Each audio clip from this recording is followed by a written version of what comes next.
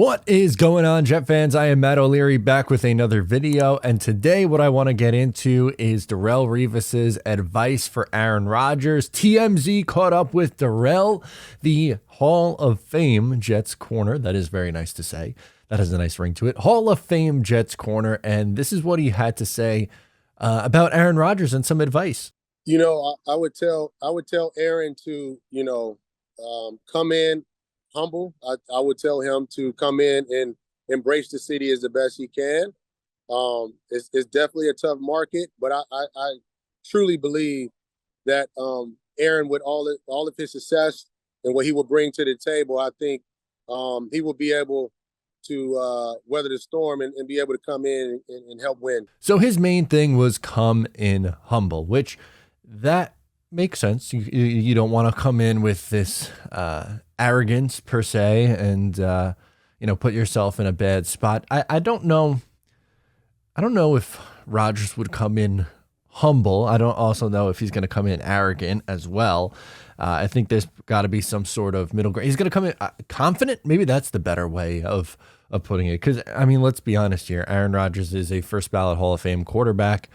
He's one of the best quarterbacks that we've ever seen play the position. He's unbelievable. But he can't come in with too big of a head. And that is something that is a concern for some when talking about him joining this New York Jets team. Is he too arrogant? Is he too cocky? I don't. I think confidence is, there's a fine line between confidence and cocky.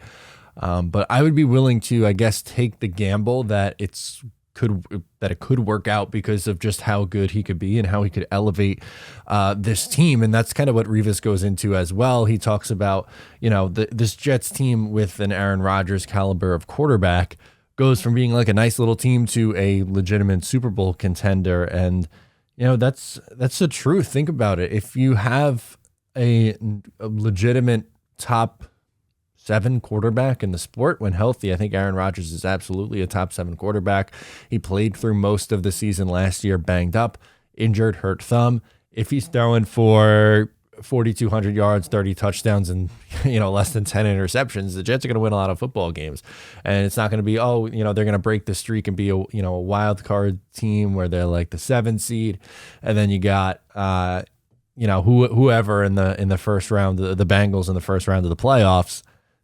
I don't really see it that way. I think they'd be a legitimate contender for the AFC East and for, a 2 seed, something like that. I think there's you can make that legitimate case that with Rodgers that you're looking at an 11 or 12 win Jets team potentially, which is like almost unfathomable. The best Jets team that I saw was 2010 when they went 11-5. Was really too young for 98 when they went 12-4. It was 3. A 3-year-old Matt O'Leary missed that one. But yeah, like imagine a 12-win team, a home playoff game. Even I was like just figuring out. I've said the story a million times, but 2003 is when I was really getting into it and understanding what was going on. I was 8 years old. So even the last home Jets playoff game in 2002, that's even kind of a little bit before my time. And I'm 27, man. Think of the fans who are a little bit younger. That's crazy to me. But yes, I'm with Revis. I would think he would bring this Jets team to a different level. And another point that he would go on to make later in the video, he talks about keeping the defense off the field. And yes, the Jets have an unbelievable defense. They're phenomenal, and you hope that you add to it this offseason. They're still a really good unit. But with having an elite level quarterback, keeps the defense off the field and keeps them fresh. How many times did we see this defense just have to get forced to put right back on the field? And a lot of times they bailed the team out, even in wins. But down the stretch, they were exhausted because they kept getting put on the field, 3 and outs.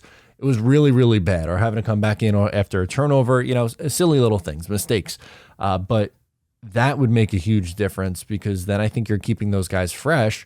And they're not going to be exhausted. They're not going to be tired. They're going to be on their game. So it's a win-win for this team. But I liked the advice that Darrelle Revis had. And who better to get advice from? That is someone who really had the most amount of success in his career as a member of the New York Jets, basically was given to the keys to the city. They renamed Manhattan Revis Island for a day. Like, there was so much stuff to go on with Darrelle in the spotlight, and he shined, and he was really good about it. So I think him giving the advice to Aaron Rodgers is, if I'm Aaron, I'd perk up a little bit. I'd listen to what Darrelle has to say. I'd listen to what Joe Namath has to say. Guys like that who had a ton of success, were the ultimate stars in this city, and they reaped the rewards or the benefits of that. So let me know your thoughts down below. Thank you so much for tuning in. I am Matt O'Leary. I'll catch you next time.